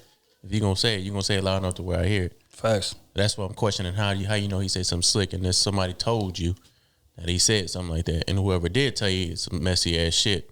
And you gotta check them on that. But to clear the whole situation, man, it's you and your girl. This is a girl you like a lot. You know what I'm saying? When y'all hang out, y'all hanging out. There should be no reason why her ex should be there around your man unless he's just that lame, a 30-year-old man hanging out at his brother's house all the time. Exactly. And then I'm going to tell my girl, hey, I don't want to go over there if they go over there. If it's going to be tolerate some disrespect, if you over there one time, it's some disrespect, your girl should check it. And she should be like, hey, let's get up out of here before some drama kick off. And then she should tell her sister, hey, whenever he around here, we ain't coming around here. I don't care if he my sister or not, these my nieces or nephews, whatever it is. Me and my man ain't coming around here. That's some shit that your girl got to check that on, to me. Oh. Cause if you told her, if you let it know to begin with, that's gonna be an uncomfortable situation. It already is. Everybody know that's gonna be an uncomfortable situation. Mm-hmm. So I'll just let it be known and let it take its course. Me. Because, I mean, that's some drama. That just feels like some shit that could end wrong. It's just unnecessary. I don't know how to feel about that. Unnecessary ass shit from... So he said he asked his girl, and she wouldn't tell him what was said? Nah, she said she wouldn't tell him. Yeah, I feel like I got to check her. But, I mean, why would she do it? You know what I'm saying? Because now he here, you know what I'm saying? Now he going to want to have to check him, and now it's going to cause some more drama. You know what I'm saying? I think she did right by saying, hey, it is what it is. But she should have said, you know what? I heard what he said. I'm not going to tell you, but I'm going to check my sister and say, hey, whenever me and my man are around and he say some slick ass shit like that again, we are not coming around him. He cannot be around me, you, and my man. He can't be there because it's going to be some drama. Wild part is, though, I feel like the damage is already done. Like, it don't matter necessarily what he said. The fact that he knows he said something disrespectful, it don't even matter. And his girl not telling him. So if I was her, I would have lied and say he didn't say nothing disrespectful. That'd have been better. Just to keep the peace. But you're going to admit to him saying something disrespectful but not tell me what it is. Well, I mean, that's a problem. If she would lie, then now whenever he gets around him, then it's going to really be a problem because he already feels something disrespectful about him. At least now when she told the truth, now she could say, okay, here's how we're going to solve the issue. He cannot, I'm going to tell my sister, he cannot be around me and my man now. He said that disrespectful ass shit. You got to check it. We can't be around each other. Because that'll ruin this whole... Oh, because that shit is not going to end well. You got two brothers against you. 2 30-year-old men against you. Yeah, I just See, one jealous man and one man that's got, you know what I'm saying? That's some drama. That's some shit that's gonna end wrong. Wild part is, bro, I've been where you at, fam. You 25 years old, and when you that young, you real big on that no disrespect. I'm gonna check everything. I ain't giving nobody no passes, no none of that. And it's the most ignorant mindset in the world to have, bro. Mm-hmm. Let's just be honest here, because you got to think about things, and that's the thing about getting older, which is why I'm glad that you reached out to us about this for OG advice. When you get older, you start looking down the line 3 and 4 steps. Okay, he disrespect me, I press him about it, we get in a fight, weapon may come out, somebody may get shot, somebody may get stabbed. Now I got to go do 10, 15 years because of what? Exactly. Disrespectful words. Or lose my life. Yeah, or lose my life. Over what? Like, because when they bury you in the ground, they're not gonna put, oh, he didn't go for no disrespect on your tombstone. Like, nobody cares about that. Nah, but that's real. Or when you in jail. No disrespect on your tombstone. You didn't tolerate no disrespect. That's real though. Back in the day. You didn't tolerate no disrespect. That's one thing about Juan though. He stood on big. He didn't tolerate no disrespect. Right. But the same way, if you doing 30 years, nobody's gonna care that you didn't tolerate no disrespect. All the fact is you doing 30 years for murder or for attempt or whatever the case may be. So again, that's the part of getting older, is you start calculating your steps more. Is this worth it or not? He said something disrespectful that he wasn't man enough to say to your face. Now I'm all for what you're saying as far as disrespect. If somebody's gonna stand in my face and talk wild to me, or somebody gonna stand in my face and try to raise their hand to me, it's gonna be a problem. Right there on the spot. But gossiping, he says, you know what I'm saying? Y'all 30-plus-year-old niggas out here. I'm trying to stop saying that word in 2022. Y'all 30-plus-year-old dudes out here doing this. That show me like what type of men y'all are. So if I'm you, I would tell my girl. But to be honest, I would probably break up with my girl. But that's me. But if you want to stay in a situation, you got to go with what Kenny's saying. It got to be some kind of boundary set. I don't want to be around these dudes. Or if you feel like you got to be around, you need to pull dude to the side and have a man-to-man combo. Like, bro, what's up, man? Like, what is this? Do we got beef? Do we got issues or what? Good. Like, if we need to handle it right now, let's just take care of it right now. We good? On grown man business. But I'm guaranteeing you, if you do that, he's gonna say, nah, bro, it ain't like that. We ain't got none of that. Because most dudes is scared. Yep. In one-on-one situations. He felt like the need to say what he said because his homeboy was right there. But if you pull a dude to the side dolo and, and not even on some like disrespectful pressing, it's just like, bro, what's up? Like, is it an issue that I need to be worried about? If so, we can handle it right here. If not, then we can go about, our separate ways. You stay on your side, I stay on mine. We ain't got to be cool. So it's either have that conversation or walk away. But these type of situations don't tend to improve. They don't. Because, for one, her ex is his brother. Best friend or something like that. So it's like, now I got to see these people. Because that's your sister's baby daddy. So he going to be there. And that's his homie. So he going to be there. Yep. Me, personally, I'm just not comfortable with that whole setup of situation. Especially if I ain't got no investment. I ain't got no kids with her. I ain't got nothing. I'm cutting ties. You know what? Hey, man, salute to y'all. Wish y'all the best out of that. I'm going my way. Because this shit is not worth it in the end. It's not. Because what I'm going to do, if he says something disrespectful, the consequences of that is not going to be worth us being in this relationship. That's what I mean by weighing pros and cons. And when you get older, you start doing that. It goes back to what we said earlier about some chicks you may want to be with, but you got to cut off because of maybe her circumstances are not right, or because, because that shit is important. If you think about it, if you marry her, you marrying into that. You're not just marrying her. We're not marrying her in a vacuum and we get to take her away and go on an island somewhere and we live out the rest of our days like that. It don't work like that. That's her family.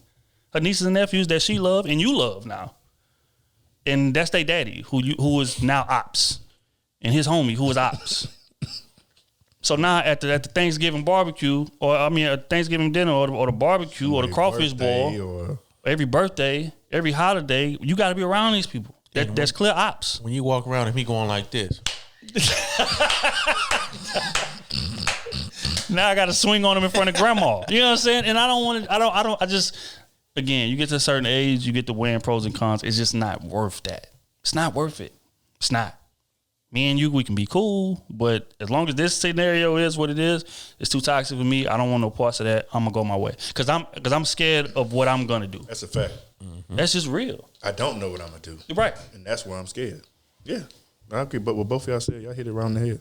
Yeah, I personally, I don't know if I could do that. Yeah, I don't know if I can. I'm gone. Because I'm definitely looking at nigga upside the head every time he Right. walk in there. First of all, Every time. 2 months making it serious is very short. I agree. That's quick. Well, I don't know what kind of pussy she got, but She got that Erykah Badu. elaborate on that decision real quick. And you only took, 4 months in? Like, it should be easy to walk away from that. If I were you, gang, I'll walk away 2 from months that, made it serious, 4 months in. Woo. When you ain't never had no pressure applied on you like that, though. Some people can be the right. You never had that kind of grip. You know what I'm saying? Hey, some people be the right person, just not the right person for you. Yeah. Yep. I understand that, bro. I definitely took a couple like that. Yeah, so that's real rap. We're going to move right along. Next one, this is from, Kamian, Patreon member.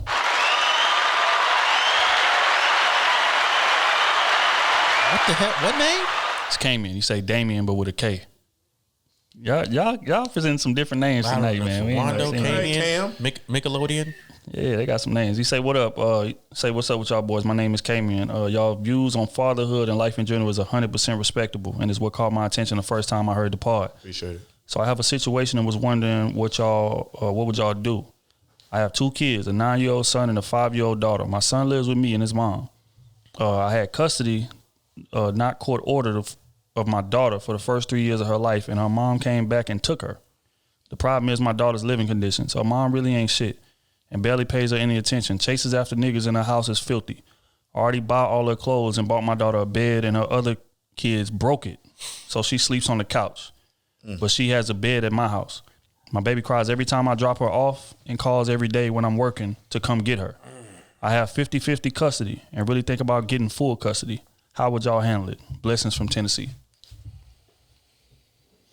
Damn, that shit punched me in the ribs. I don't know how child support and custody and all that shit works, honestly. Yeah. I don't know if you can send goddamn CPS over there and say, hey, my child's living conditions are just not right. I think you could. Some kind of way. I mean, how can you get in the house and get video evidence of where she's sleeping at? How can you get... I wouldn't. Hold on. How old is she? She said 5. 5 years old. Damn, Nine.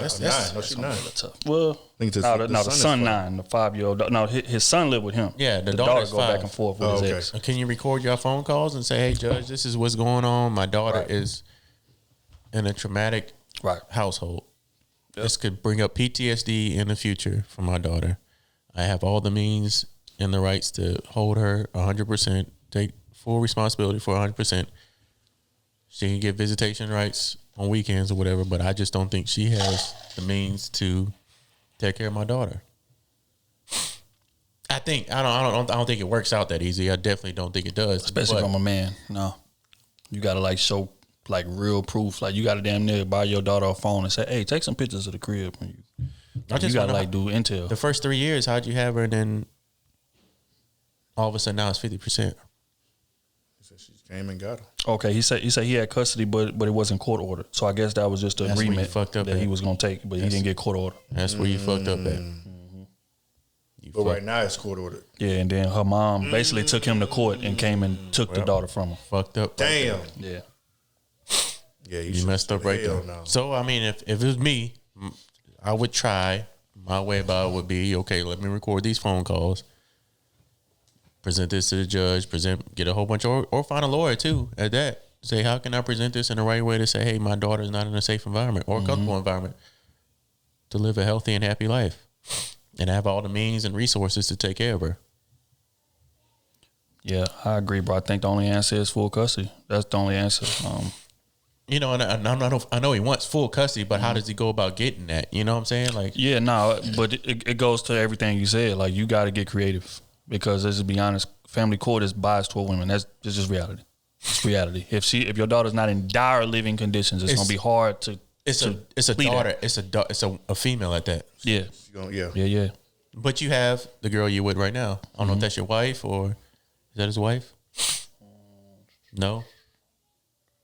I mean, maybe it might work out to the benefit that you have somebody that's there as another woman there in the household, because he didn't say whether or not they married. Courts are more intent to let the daughter stay with the mother, right? Just like they're more intent to let the son stay with the father, because it's just, life. A woman can't raise a man, and a man can't raise a woman. So Yeah, if I'm you, bro, I'm gonna be honest, because again, just reading that, just thinking about my daughter, that literally punched me in the ribs as I'm reading it. I would fight hard as hell to try to get full custody. I would do whatever I got to do to get it. The fact that when you take your daughter to her mama crib, she crying when she get in the car to go there, that speaks volumes to me. So in that case, you got to get creative. And again, whether or not you got to buy her a phone, whatever. Hey, babe, when you over there, take these pictures, take this video, get some of this stuff on camera. Like, describe your living conditions. Say that you ain't got no bed, because clearly you don't. Even though I bought it with my goddamn money. And certain things like that just Get you let some other can kids eat me break. up, bro. It's just like, so, but again, you never stop fighting. Never stop fighting. You got 50-50 custody, which is leaps and bounds ahead of what most dudes is, to be honest. It's better than weekend. Hey, Right. what we not speaking on? Make sure the girl that you talk to now is comfortable with that situation too. True. We don't speak on that. I mean, make sure that she's comfortable with, I mean, I wouldn't see why she wouldn't be. I don't see why, but I think it's a reasonable conversation to have. But that's his kid, though. Hey, you're right, but he also has a son by the woman that she's he with living now with. too. Right. Yeah. So I don't see. For me, personally, I don't see nothing wrong with You going don't to go see for it, but kids. we hear it a lot, Yeah, it do happen, especially sometimes. for women. Because now she got to split, like she got to split him as far as his priorities with her kid With and his another kid. woman Yeah, in the another household. kid. She's a young girl, but she's still additional kid. a woman. Yeah, And now she got to deal with. You definitely should have this conversation with the girl you were right now. I mean, it's maybe as far as like structure, but Man, that's I don't know, man. If they're together, then obviously she knows that he has two kids. Mm-hmm. If he has a woman that he living with, or whatever. because he got 50-50 custody, so the baby over there a lot anyway.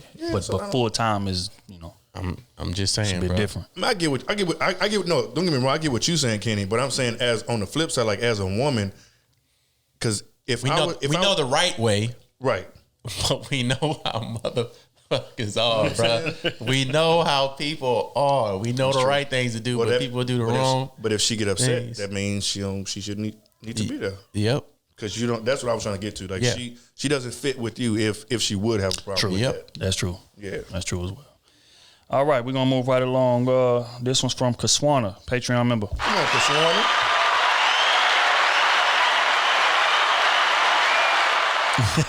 She say hi. Kaswana. She say hi, crew. Welcome back to Virginal Viewpoint. Shit. All right, Virginal Viewpoint. She said, thank you, gentlemen, for answering my previous questions last part. The response to the bonus questions actually led to my question today. Last part, Smooth said to check the dates on STD tests when engaging in sex with a partner, which leads me to believe that people try to manufacture STD tests in order to have sex. Is manufacturing an STD test a simple thing, or is it similar to a legit tax form from an employer where it's hard to manufacture a fake? Has anyone on the panel experienced a situation that involved a fake test? How did you handle it? Bonus question again. Feel free to plead the fifth if it's too much. Are men or women in control of the trends regarding feminine grooming? Women going from bush to billiard ball in regards to pubic hairs over the last 50 years. Does having hair matter to men, or are other factors more important? Example, smell, viscosity, shout out to mediocre tutorials, and depth in general. What is the preferred presentation for men of today? Always happy to make you guys laugh. Sincerely, Kaswana. Oh my goodness. I don't know how Okay, you so the first part. fake STD. I can't fake I mine. I ain't just got an never seen STD that. test. I don't know how you can fake that. You get an email and a call. I got a whole app. I didn't get log into my app. Hey, well, I go to my provider, so that's probably why. They call me. Oh, this. We're letting you know that everything is positive. No, I'm playing. Positive. No shit. Hey, wait. We got you down for syphilis, chlamydia, small case of HIV, but it's treatable. Damn, I'm not gonna laugh about that, but not but no, I think the date. I didn't even listen to the last pod, so I don't know. I didn't know Smooth said that. But yeah, I think you should check the date. Should be within a week or 2 weeks. Right. If you fucking it at the day after you got a goddamn STD test, you have a mental problem. Wait, what? There's something wrong with you. If you fucking a day after you just got your STD test, what was the point of getting the STD test? To make sure that they didn't have it. Make sure we was good for the night. That STD test don't come back that fast. I wasn't sure yesterday, but today. Your STD test come back that fast? No. It's like a day or It 2 or 3 days later. Mine take 3 days. Yeah, about 3 days. Yeah. 3 business days. So if you fucking a day after you got the STD test, the STD test that you just got is null and void. After you got the results, not after you took the test. No, after you got the test, because you can get the test and within 3 days have sex with somebody different, and that test that you had before does not include the dick that you just got. I thought you were saying you need to be not having sex within that 3 day period. I get what you're saying. Absolutely. That ain't happening. Absolutely. You know they up there sniping. They can't wait 3 days. They got the test. You know what I'm saying? I took the test. But yeah, you should be asking, hey, I need damn test 2 weeks out. Oh, you got a test? Okay, you got. At least I gave it 2 weeks. Within 2 weeks, she said she was negative on everything. Nigga say it's above me now. Yeah, it is. It is, dog. Because he can say, hey, I want you to have sex tomorrow. Okay, I want you to get a test tomorrow. All right, I took the test. He took the test. In 3 days, she done fucked Jerome or Pee Wee. You know what I'm saying? 3 days. Oh, I came back negative and everything. But Pee Wee was out here fucking anyway. He got goddamn chlamydia and gonorrhea and all kind of shit. And now he like, hey, why I got chlamydia and gonorrhea? Well, you seen my results. I don't know. Like, bitch. Ooh, that's filthy. Yeah, no, I ain't never seen that because I want to answer the question. But again, there are multiple ways to verify. Just like when I would go take mine, you get a call, you get an email. Or, you can log into the website of wherever you're going at. They got an app for it. So it's plenty of ways to verify. If I were you, since you're worried about it, I would need 2 forms of verification. Like we an ID. 2 forms of verification and ID. We need a phone bill, ID, birth certificate. Need 2 forms of verification. Let me look at your dick. Let me look at it. Smell it. Let me smell your dick. Hell no. But yeah, if somebody going through that extent, man, that is some wild shit. Look, I'll put it to you right now. If you got to go that deep into why you gonna fuck this person, just don't fuck him. Valid. Don't do it. Valid. Okay, last question. Does hair matter down here to us? And if so, how much? Presentation does matter. Yes. But will I still hit it if it's got a chia pet? Yes. Would you eat it if it was still a chia pet? I've done it. Tequila was hitting and Hennessy was winning.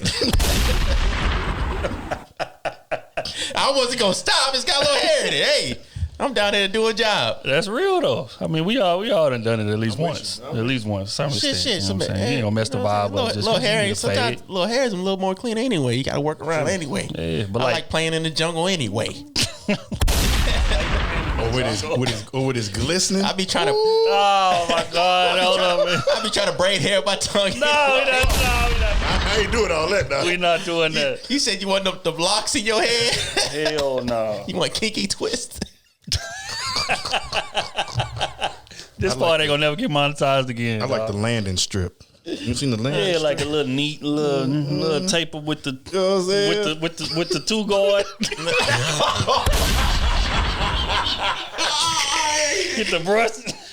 Hey, She got a razor edge on top. hey. She got a heart like Drake on it. Certified lover girl. Oh my God! Nah, I don't mind little hair. I mean, I know you can't always go get waxed up. Yeah. You know what I'm saying? Unless you get laser hair removal. You know what I'm saying? Whatever it is. I mean, the mood strikes you. But I'm about to strike you. But which one do you prefer? Oh, I prefer waxed and relaxed. Waxed and relaxed. Booty ball. Booty ball. All right, last one of the day. My mom not listening to this shit. My auntie listen to it. My mama listen. Hey, it's a rap now. I don't care no more. It's over with, man. Last question of the day. This is Kimberly. You belong to the streets, but the streets belong to me. It's like home to me. And when you see Chanel, what did you say last time, Michael Kors? When you said, because you damn sure looking at no Chanel around me.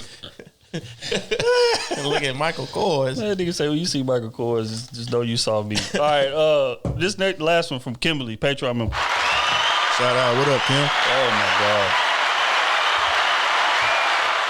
Says, hey Krew, Happy New Year to you all. I hope everyone is doing well. I have a scenario for you. A guy invites a woman he's been talking to about 2 months on a weekend vacation. He pays for the flight, room, and asks her to send him some places that she is interested in while they are there visiting. I know where this is going. Fast forward to the weekend of the vacation. They get to the city and he has nothing planned. He attempts to wing it, but is unsuccessful. Because he is unsuccessful at winging it, he is asleep for about half of the trip. Why ask for her input if he's not going to take it into full consideration? I appreciate the insight, and I'm excited about what the crew has in store for us in 2022. Love, Kim. What? So basically, dude up here asking about plans for the woman. Now, mind you, he paying for the whole trip, top to bottom. And he's like, look, man, what would you be interested in doing? You want to ride some ATVs? You want to do a little zip line? All right, cool. And then she get there, he ain't got a goddamn thing planned. He try to wing it, and they can't do nothing. None of those activities she named. He got exactly what he needed to get her to do. Calm down now. That's it. That was the goal. I'm going to act like I'm going to plan some activities, but in reality, the only activity I want to do You the activity. get active with you. You want to ride ATVs, I want you to ride me. You want a zip line? Nah. Zip these pants. You want to ride a roller coaster? Nah, y'all. Oh, they're supposed to finish it. He left him hanging there. My bad, dog. But yeah, that essentially, like, men do a lot of pump faking like that. But even like outside of trips, dude be like, look, man, if you ever need me for anything, you just hit me up, Say, hey, man, I need a little help on the electric bill. We're sorry. We're sorry to call it. It just sounds good in the moment. That's what it be. Well, I just got your message next week. But I will say, Kim, you are a little selfish. I got a little gripe to pick with you. Uh-oh. Because if as the man, I done planned where we going on the trip. I done paid for the room. I done paid for the flight. I done paid, you know what I'm saying? And I'm willing to pay for activities. The least you can do is plan the activities. All you doing is showing up and having a good time. Why not plan the activities for us? I'm paying for it. I agree. But he said. True. You know where he fucked up at? That's where he fucked up. What do you like to do? Get it? Yep. She got the rattling off shit that costs a bit too much money. He said, you know what? I like helicopter rides over the city. And I know he's like, okay, cool, we can do that. I bet he said that. Of course. I know he can say that. I'm going to pay for your plane ticket. I'll pay for your room. Just come out here. We can do this. We can do that. Get out there. You sleep half the trip. Kim, did you let him hit first? Of course. You know, as soon as they got in. Come on. Oh, that's why he was asleep. Come on. But wasn't her, though. It was just a scenario. Whatever it was. Okay, your homegirl. Your homegirl. Your homegirl. A nigga went to sleep on you. I can't be saying the N-word. Like, the man went to sleep on you for half the trip. That's a lot of sleep.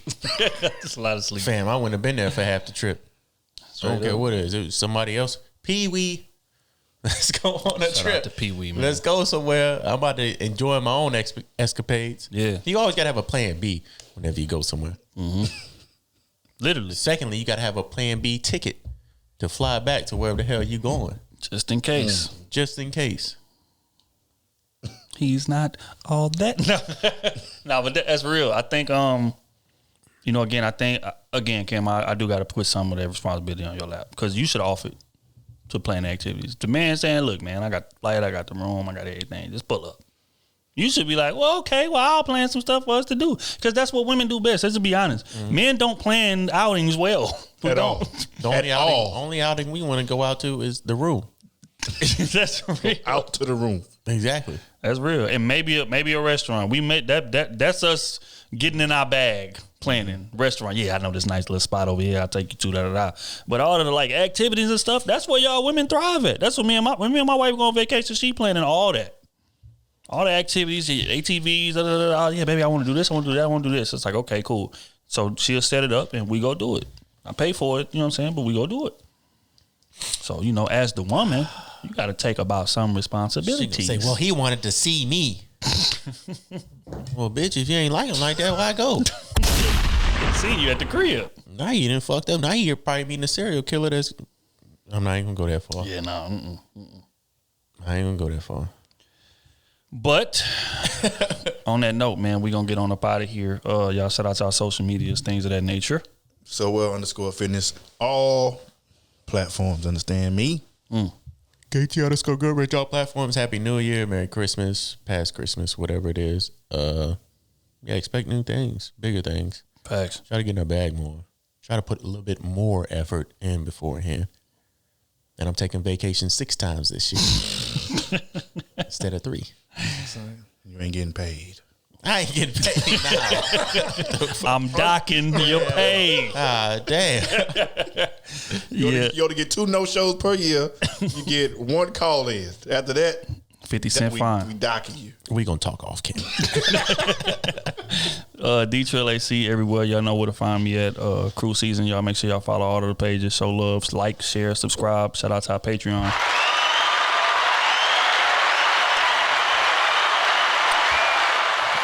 And on that note, man, Happy New Year. We're going to get out of here with a record off that new Larry June album called Red Book Chronicles. I don't know about that. Boy. Just a little bit, man.